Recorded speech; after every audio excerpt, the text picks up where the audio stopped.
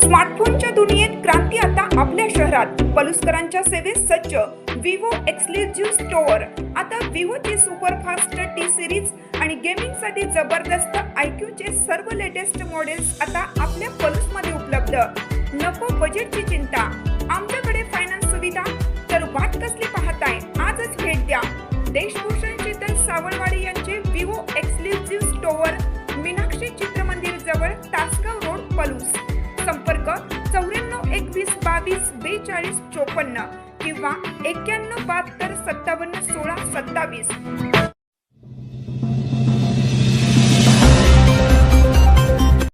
सलगरेत अवकाळीचा धुमाकूळ, मुसळधार पाऊस, गारपीटने द्राक्ष बागांचे मोठे नुकसान. सलगरे तालुका मिरज येथे गुरुवारी दुपारी अचानक बदललेल्या हवामानामुळे तुफानी परिस्थिती निर्माण झाली.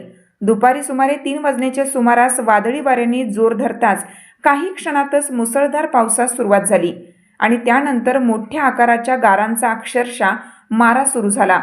हवामान विभागाने अवकाळी पावसाचा अंदाज यापूर्वीच व्यक्त केला होता, मात्र एवढ्या तीव्र स्वरूपात गारपीट होईल याची कल्पना स्थानिकांना नव्हती.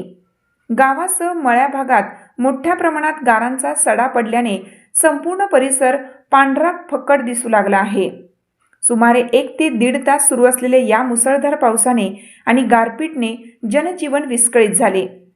पावसापूर्वी वाहणाऱ्या जोरदार वाऱ्यामुळे झाडांच्या फांद्या हलू लागल्या होत्या, तर काही ठिकाणी शेतीतील संरचना देखील डळमळीत झाल्याचं दिसून आलं. सुमारे 4 वाजण्याच्या सुमारास पावसाचा जोर ओसरला, मात्र तोपर्यंत निसर्गाने मोठा फटका दिला होता. या अवकाळी पावसाचा सर्वाधिक फटका शेती क्षेत्राला बसण्याची शक्यता व्यक्त होतीये. विशेषतः मिरज पूर्व भाग हा द्राक्ष उत्पादनासाठी ओळखला जातो आणि या भागातील द्राक्ष बागांवर गारपीटचा गंभीर परिणाम झाल्याची भीती व्यक्त केली जातीये. अलीकडील घटनांमध्येही सांगली मिरज परिसरात झालेल्या गारपिटीमुळे द्राक्ष, आंबा तसेच रब्बी पिकांचे मोठे नुकसान झाल्याचं समोर आलं आहे.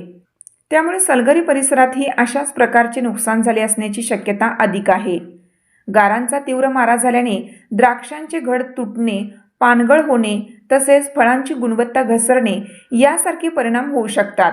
आधीच काढणीच्या टप्प्यात असलेल्या पिकांना या पावसाचा फटका बसल्यास शेतकऱ्यांचे आर्थिक गणित कोलमडण्याची शक्यता आहे. अनेक ठिकाणी पाण्याचा साठा निर्माण झाल्याने पिकांचे नुकसान आणखीन वाढू शकते अशी भीती व्यक्त होत आहे. शासनाने तातडीने नुकसानीचे पंचनामे करून शेतकऱ्यांना मदत जाहीर करावी अशी मागणी जोर धरू लागली आहे.